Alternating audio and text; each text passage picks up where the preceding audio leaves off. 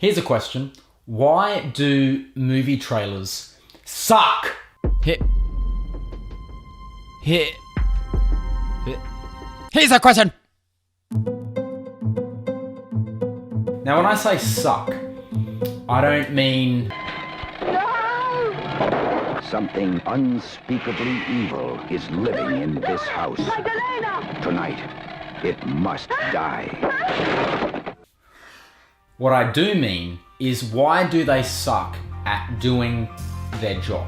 Don't get me wrong, movie trailers today, they bring the hype. They get people excited, they spread the word of the film and really create some buzz. From the studio's perspective, that is a trailer's goal, and that makes total sense. I mean, these trailers, they never fail to show all the best parts of a movie, you know?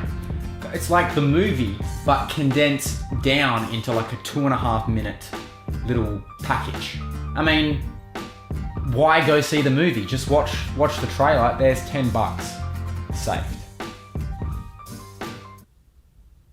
Before we start contesting the job of a trailer, let's take opinion out of the equation and look at the real definition of a trailer, which is here we go. A platform to transport a boat. Wait, that's the wrong... Here we go.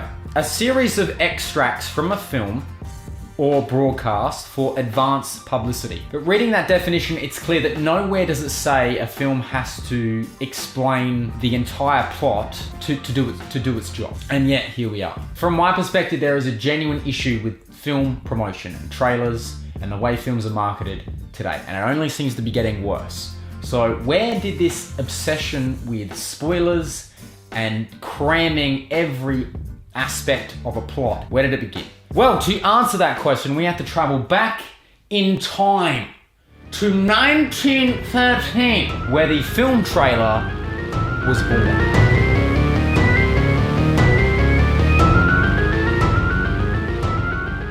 So in 1913, 5 cents can grant you admittance into a movie theatre. And you can stay there for, well, as long as you bloody like. There were no real session times. Movies and cartoons just played on loop for basically the majority of the operating times of the theatres during that time. Then, a nice old chap from New York City named Nils Granlund. Yes, I'm f***ing Nils Granlund, you bastards. And thought, hey, we've got a little Broadway play going on at the moment. Why don't we film some of the play, cut it together into a little short film, and play it in between the cartoons showing at movie theatres, you know, to get people's attention of the play. Well, this caught on instantly, and you know, Nils Granlund was the marketing kind of manager for Marcus Loew Theatres at the time. They took on the idea and spread it across their entire chain of theatres in a matter of months. It was a big hit. Meanwhile, in Chicago, Colonel William Seeley, one of the film's earliest pioneers, was wanting to adapt a print serial into a kind of an anthology, like a serial. Now, at the time, print serials were incredibly popular. You know, you'd read the newspaper one day, it'd have a chapter of a story, and then the next day, you know, you'd read the next chapter, and it'd kind of go on for a few weeks. Now, the problem is, you know, it's all well and good to expect someone to buy tomorrow's newspaper, but expecting someone to go to a movie theater, you know, every week to see the next chapter wasn't the expected behavior for moviegoers at the time. So what to do, thought Colonel Selleck. Why don't I have a little cliffhanger at the end of each chapter, right? Get people salivating about the next installment, right? So, you know, he thought, why don't we put like a little edit together of the next episode? You know, just a little tease to kind of get you excited for what's to come and to make people come back and find out how things play out. So, thus, the film trailer was born. Do you understand? Trailer as in it trailed the episode. Boom! You have your very first film trailer.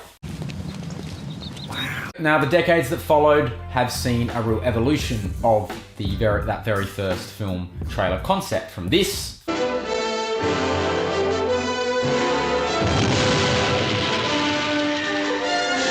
to this.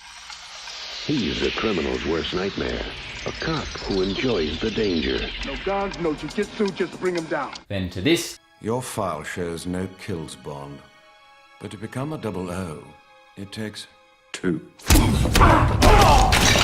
And now we have trailers that basically have the very last few shots of a film in the trailer. Passengers.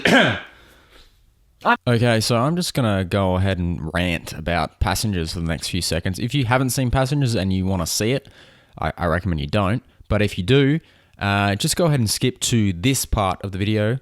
Otherwise, enjoy. I mean, if you actually paid attention in the trailer, like you just watched the trailer and remembered that shot, and then you watched Passengers, basically the last third of the film was ruined because you knew Chris Pratt was going to wake up.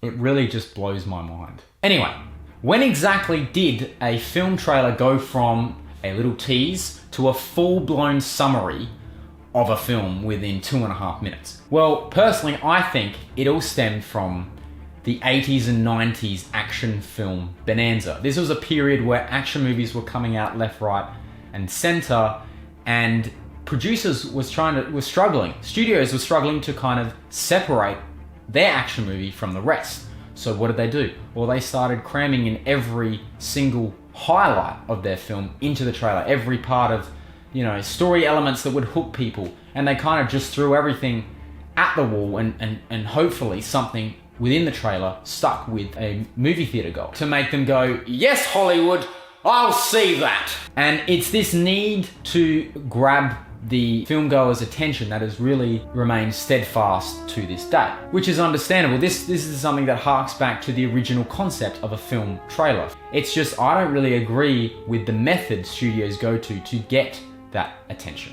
I honestly don't think showing more necessarily equals more intrigue. To be honest, I reckon the inverse is true. The more you show, the less you leave up to our imagination. Take Cloverfield, for instance, or any Bad Robot produced film. The mystery they create around their films, because they choose to hold back information. And doesn't that really make us hungrier to see what this film has to offer? They know how to tease the plot without ruining it. Looks like you should have left town a little bit earlier.